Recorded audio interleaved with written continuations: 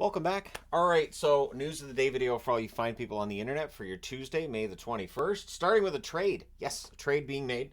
Ryan McDonagh is back with the Tampa Bay Lightning. I like the move, but it leaves them with $5 million in cap space as of July the 1st. So it's going to be interesting to see who else moves out because $5 million won't sign you Stamkos, and there's other players that need to be signed too. So I think this is the start of something else for Tampa Bay. They also acquire a 2024 fourth round draft pick from Nashville. We'll see if they keep that or if they move it somewhere else. Nashville gets a 2025 second round draft pick, a 2024 seventh round draft pick, and they have $6.75 million in cap space they didn't have before. Nashville could be fascinating to watch this summer. They're going to have cap space. And again, they were a playoff team this season when it wasn't expected. Losing McDonagh is going to hurt on some level, but again, you have that space, and there's definitely a chance for this team to improve dramatically next year. So we'll see how it works. I'm wearing Tampa because McDonagh going back to Tampa feels like the right move. I like this move, but again, it leaves them with a little over $5 million in cap space. Even with the cap going up, they still only have like $5 million in cap space for next season. And that won't sign you Stamkos or anybody else. So again, I feel like somebody else is going to get moved out. This is probably the first of a few moves for the Tampa Bay Lightning.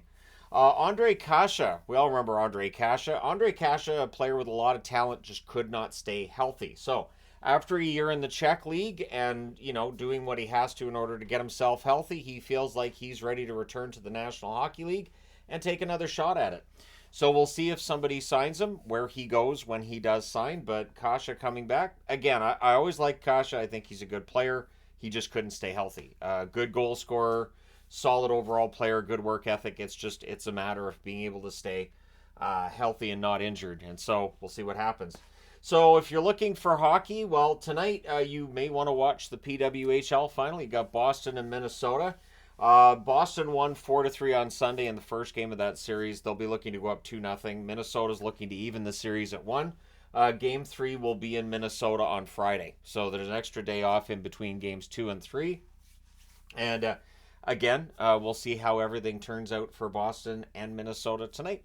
The Memorial Cup starts Friday. It will start with Moose Jaw and Saginaw going at it. Moose Jaw after winning their first WHL title. We'll see how they do in the Memorial Cup. London plays Drummondville on Saturday. So those are your 4 teams.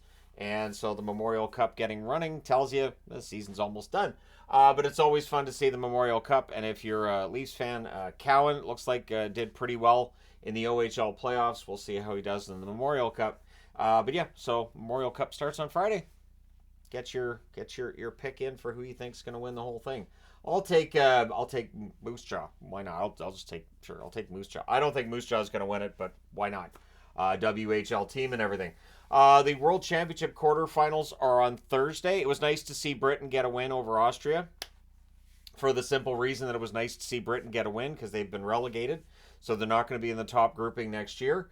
And it's always interesting with the World Championship. Some countries getting into that top grouping, it feels like it does help to improve their standing and probably more media attention in their home countries like Britain.